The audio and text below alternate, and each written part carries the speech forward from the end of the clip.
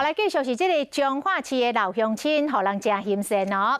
彰化市公所来发放到春节敬老的礼金，全彰化市25000外70岁以上的老长辈，每一个人会当领到6000块，拢总是发出到1亿5000万。这对彰化市的老大人来讲，真正是一包的大红包。市公所一透早就出动到人力来赶工包红包，场面真壮观。警方嘛出动到73个员警协助护操，嘛来维持着领红包的规矩。大家无因送钱包红包，这个大场面就出现在彰化市公所。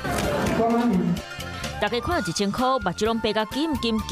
但是几年前，彰化市公所拢会发敬老红包，予全市70岁以上的时代，一人6000，老大人领到钱拢欢喜甲喙笑目笑。老的礼金你要创啊会？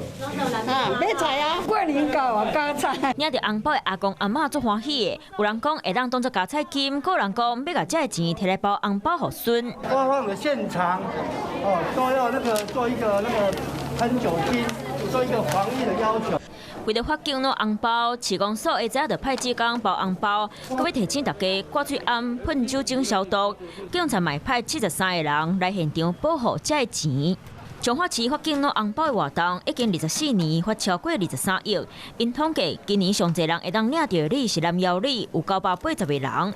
若要领到这个红包，除了爱70岁以上，户口伫咧彰化市爱6年以上，袂当迁出去才当领。在这个过年期间，给他们一个礼物，感谢他们过去用他们的岁月青春贡献这个城市。一个人包6000，希望予每一个是大人会当伫咧金牛年过好年。